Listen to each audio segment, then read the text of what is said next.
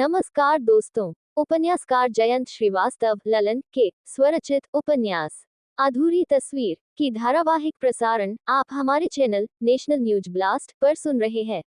रचना 100% कल्पना पर आधारित है। इससे मिलती जुलती किसी भी अन्य घटना, रचना, पात्र और स्थान के नाम महज संयोग ही माना जाएगा। चैनल तथा उपन्यासकार से इसका कोई सरोकार नहीं होगी। धन्यवाद। तो आइए सामाजिक मार्मिक उपन्यास अधूरी तस्वीर को सुने। एपिसोड 6। कार से उतरते ही प्रभाकर सुनसान और वीरान पड़े बहुत बड़े भूभाग पर नजर डालता है। इसके साथ ही उसके चेहरे पर मुस्कुराहट अटखेलियां करने लगती है। पीतांबर लाल के पास आकर पूछता है, अंकल यही जगह है ना जो आपने इंडस्ट्री के लिए सेलेक्ट किया है? पीतांबर लाल स्वीकृति में सर हिलाते हैं। ये जगह तो हमारे उद्योग के लिए बिल्कुल उपयुक्त है। प्रायः सभी की निगाह उस जमीन पर ही टिकी थी। उधर हरिया जल्दी जल्दी कॉफी बनाने में जुट गया। काफी बनाकर कप तीनों को बारी बारी से देता गया। प्रभाकर काफी शिप करते हुए बोल उठा, अंकल जी इस जमीन का डील फाइनल कर ही लें। मुझे पसंद है और पापा से बात कर लें। अगर सब कुछ ठीक रहा तो जल्द ही कंस्ट्रक्शन का टेंडर भी निकाल देंगे। मुझे जितनी जल्द हो इस प्रोजेक्ट को खड़ा करना है। थोड़ा रुक कर फिर प्रभाकर कहने लगा, तो कल मैं अमरावती के लिए रवाना हो जाऊंगा।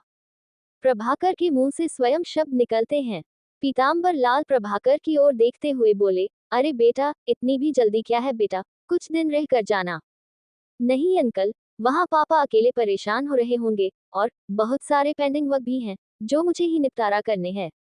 अरे बेटा, मैं जगजीत को पहले ही बोल रखा था कि प्रभाकर को अगर भेज रहे हो तो सुनो, प्रभाकर कुछ दिन रुक कर ही जाएगा। बोलो मंजूर? और जगजीत ने हामी भी भरा है।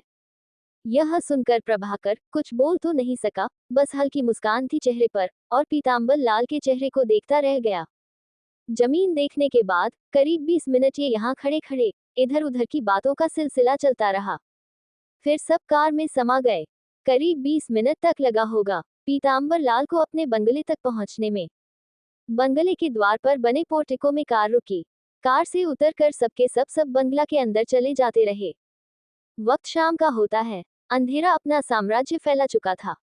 अगर लॉन में प्रकाश की समुचित व्यवस्था नहीं होती तो घना अंधेरा होता। लॉन में चेयर और टेबल बनाए हुए थे। प्रतिदिन सुजाता का घंटों तक यहाँ बैठना उसकी दिनचर्या का हिस्सा बन चुका था। आज भी सुजाता चेहरे पे मायूसी लिए हुए अकेले बैठी जाने किस ख्याल में गुम थी। ऐसे कि कब प्रभाकर लॉन में आकर उसके पास खड़ा हुआ था इसकी भी सुधि नहीं थी। सुजाता, प्रभाकर ने आवाज दी। शब्द सुजाता के कान से टकराए तो सुजाता का तंद्रा भंग हुआ। चौंक कर आवाज की दिशा में मुड़ी। पीछे प्रभाकर मंद मंद मुस्कुराता हुआ उसके पास ही आ रहा था। जब वो बिल्कुल करीब आ गया तो सुजाता खुद को संयमित करते हुए जबरन अपने होठों पर मुस्कान लाने के असफल प्रयास करते हुए प्रभाकर को बैठने का आग्रह किया। प्रभाकर एक कुर्सी पर बैठ गया। उसने सुजाता के चेहरे पर छाई हुई मायूसी को प्रभाकर अच्छी तरह पढ़ भी लिया था। कुछ देर दोनों के बीच खामोशी छाई रही। बात कहाँ से शुरू की जाए इसी पशोपेश में था प्रभाकर। तभी हरिया कॉफी का ट्रे लेकर पास आ गया था। गर्मा गर्म कॉफी ले आया हूँ दीदी, इसे पीकर तो देखो, सारी थकावट दूर न हो जाए तो कहना। कहते हुए हरिया दोनों को कॉफी सर्व करने लगा। कॉफी सर्व करने के बाद बोला, मैं जाता हूँ बाबूजी को कॉफी देकर फिर डिनर की तैयारी में लगूंगा। दीदी आप लोगों के लिए क्या क्या बना दूं? सुजाता हरिया की ओर देखकर बोली, जो भी तुम बनाना चाहते हो बना लो। ये सुनकर सर हिलाता हुआ हरिया चला जाने लगा। दोनों कॉफी का शिप ले रहे थे। कुछ देर की खामोशी के बाद प्रभाकर ने ही चुप्पी तोड़ी, कैसी हो सुजाता? सवाल सुनकर सुजाता बहुत कठिनाई से बोल सकी, ठीक हूँ। सुजाता के चेहरे पर मुस्कुराहट तो थी परंतु इस मुस्कुराहट में दर्द के भाव भी छुपे थे। प्रभाकर उसके चेहरे के भाव को समझ चुका था। सुजाता, मुझे तुम्हारी ट्रेजेडी का पता चला, बट ऊपर वाला के हर फैसले के पीछे कुछ न कुछ राज छुपी होती है। मेरा मानना है कि तुम्हें अपनी दुनिया बसा लेनी चाहिए।